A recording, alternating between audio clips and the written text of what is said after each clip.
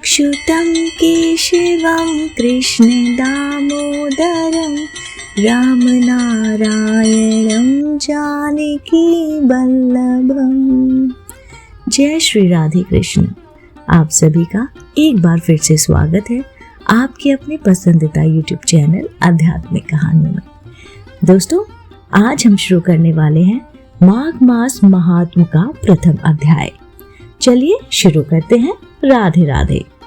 एक समय श्री सूत जी ने अपने गुरु श्री व्यास जी से कहा कि गुरुदेव, कृपा करके आप मुझसे माघ मास का महात्म कहिए, क्योंकि मैं आपका शिष्य हूँ।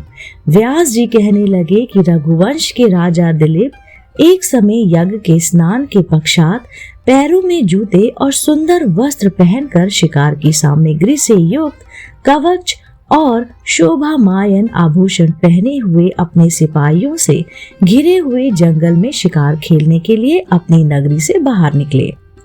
उनके सिपाही जंगल में शिकार के लिए मृग, वाघ, सिंह आदि जंतुओं की तलाश में इधर उधर फिरने लगे। उस वन में वनस्थली अत्यंत शोभा को प्राप्त हो रही थी। कहीं कहीं मृगों के झुंड फिर रहे थे, कहीं गीदड़ अपना भयंकर शब्द कर रहे थे, कहीं गैंडों का समूह हाथियों के समान फिर रहा था, कहीं वृक्षों के कोटरों में बैठे हुए उल्लू अपना भयानक शब्द कर रहे थे, कहीं सिंहों के पद्म चिन्ह के साथ साथ घायल मृगों के रक्त से भूमि लाल हो रही थी, कहीं दूध से भरी थनों वाली सुंदर भैंसें भी फिर रही थी, कहीं पर सुगंधित पुष्प, हरी भरी लताएं वन की शोभा को बढ़ा रही थी, कहीं बड़े बड़े पेड़ खड़े थे तो कहीं पर उन पेड़ों पर बड़े बड़े अजगर और उनकी केचुलियां भी पड़ी हुई थी। उसी समय राजा के सिपाहियों के बाजे की आवाज सुनकर एक मृग वन में से निकलकर भागने लगा और बड़ी बड़ी चौकड़ियां भरता हुआ आगे बढ़ा। राजा ने उसके पीछा करना चाहा। वह पीछे पीछे उसने अपना घोड़ा दौड़ाया, परंतु मृग पूरी शक्ति से भागने लगा।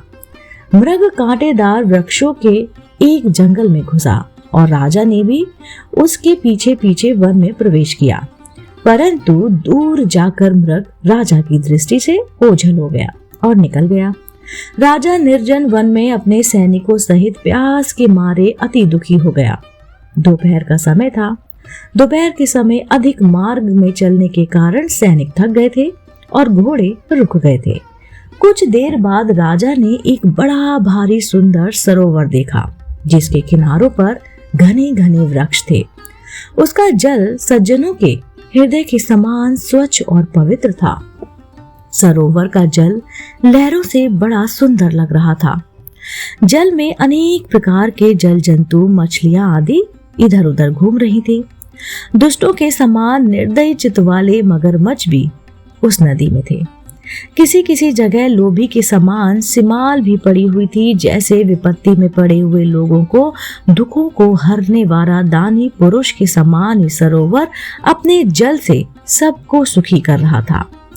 जैसे मेघ चातक के दुख को हरता है, इस सरोवर को देखकर राजा की थकावट दूर हो गई। रात्रि को राजा ने वहीं विश्राम किया और सैनिकों के साथ वहां पर आराम से रात बिताई। सैनिक पहरा देने लगे और चारों तरफ फैल गए। रात के अंतिम समय में सूगरों के एक झुंड ने आकर सरोवर में पानी पिया और कमल के झुंड के पास आया। तब शिकारियों ने सावधान होकर सूगरों पर आक्रमण किया और उनको मारकर पृथ्वी पर गिरा दिया। उस समय जब शिकारी कोलाहल करते हुए बड़ी ही प्रसन्नता के साथ राजा के पास गए और राजा प्रभात हुआ देखकर उनके साथ ही अपनी नगरी की तरफ चल पड़ा, जिसका शरीर तपस्या और नियमों के कारण बिल्कुल सूख गया था, जो मृगछाला और वल्कल पहने हुए था और नख, रोम तथा केश धारण किए हुए था। राजा ने ऐसे घोर तपस्वी को देखकर बड़े ही आश्चर्य से उसको प्रणाम किया और हाथ जोड़कर खड़ा हो गया। तपस्वी ने राजा से कहा कि हे राजन, इस पुण्य शुभ माघ में इस सरोवर को छोड़कर तुम यहाँ से क्यों जाने की इच्छा करते हो? तब राजा ने कहा, राजा कहने लगा कि महात्मन, मैं तो माघ मास में स्नान के फल को कुछ भी नहीं जानता, कृपा करके आप विस्तार पूर्वक मुझको बताइए।